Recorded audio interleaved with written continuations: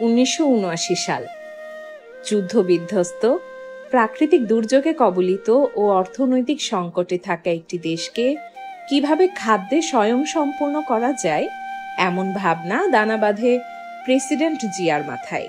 তিনি বুঝতে পেরেছিলেন বাংলাদেশের উন্নয়নের মূল চাবিকাঠি হল কৃষি, কারণ দেশের অধিকাংশ মানুষ কৃষির উপর নির্ভরশীল।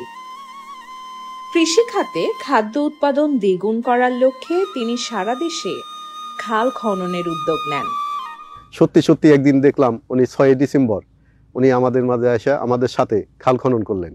উনি মাটি কেটে দিলেন কোদাল দিয়ে, আমরা উড়া নিয়ে সেটাকে খালের পাড়েই আমরা সে মাটিটাকে ফেলেলাম।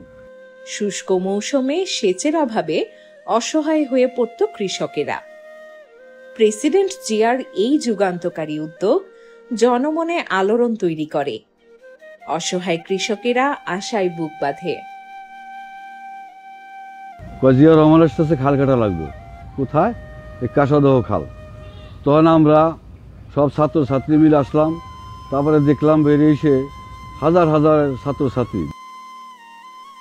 কৃষি জমিতে প্রাকৃতিক জলাধার সৃষ্টি যেন শস্য খেতে ফিরে আসে প্রাণের সঞ্চার।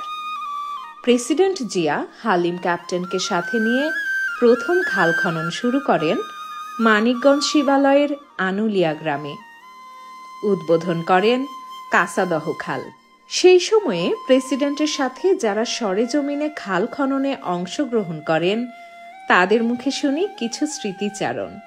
উনি সবার সাথে কোদাল নিয়ে উনি যদি 10 ওরা বসছে আমরা বসছি 1 ওরা, এইভাবেই উনি কাটতে কাটতে আইসে ওনার সাথে হালিম ক্যাপ্টেন কাটতে কাটতে আইসে উনি নদীর পাড়ে চলে আসে। তখন শিবালয় পাইলট উচ্চ বিদ্যালয় ছিল, আমরা 6ষ্ঠ শ্রেণীর ছাত্র ছিলাম। স্বেচ্ছাশ্রমে আমরা এই খাল খনন করি এবং আমাদের সাথে অন্য অন্য স্কুল, মানিকগঞ্জ জেলার সমস্ত এলাকার স্কুল কলেজের ছাত্রছাত্রী এবং জনসাধারণ।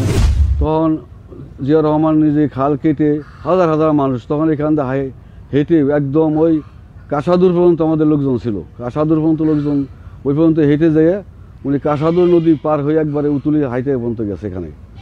তখন আমাদের এই এলাকা তখন খুবই অভাব অনটন ছিল।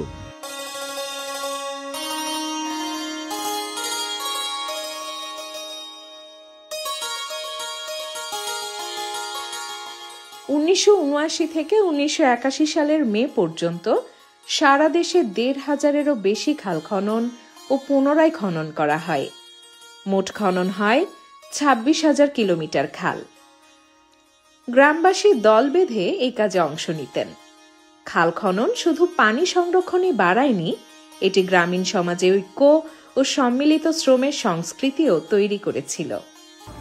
এর মাধ্যমে হালিম ক্যাপ্টেন ওনারা পাগলের মতন তালাশ করে তারপর ওনার যে কয় স্যার আপনি একা বসে রয়েছেন এটা ঠিক নেই। তো উনি বলল যে আমার কোনো শত্রু নাই, সবাই আমার ভাই ব্রাদার, সবাই আমার আপনজন।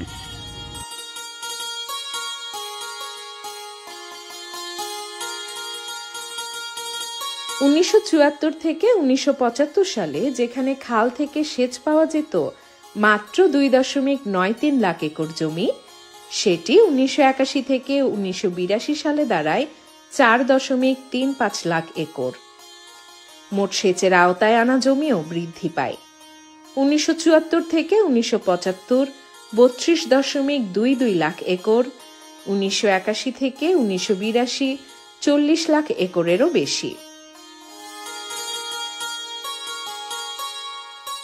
এর ফলে শুষ্ক মৌসুমেও কৃষকরা সহজে পানি পেতেন, জ্বালানি খরচ কমত, উৎপাদন বাড়ত। বিশেষ করে ধান সহ খাদ্যশস্য উৎপাদনে আসে যুগান্তকারী উন্নতি। বাংলাদেশের কৃষি উন্নয়নের পথচলায় মাইল ফলক। এই মানিকগঞ্জের যে কাঁসাদহ খাল, এরকম 1,500-এর মতো খাল খনন করেন। এটাকে আমরা সবুজ বিপ্লব বলে থাকি। সারা বাংলাদেশের কৃষক সমাজ শুষ্ক মৌসুমে সেচের অভাবে অসহায় হয়ে পড়েন। জিয়াউর রহমানের খাল খনন কর্মসূচি ও সবুজ বিপ্লবের উদ্যোগগুলো 1980-এর দশকেই ফল দেখাতে শুরু করে। বাংলাদেশ ধীরে ধীরে খাদ্যে স্বয়ংসম্পূর্ণতার পথে এগিয়ে যায়। কৃষি উৎপাদন বৃদ্ধি পায়, দারিদ্রতা কমে, আর গ্রামীণ অর্থনীতিতে আসে নতুন গতি।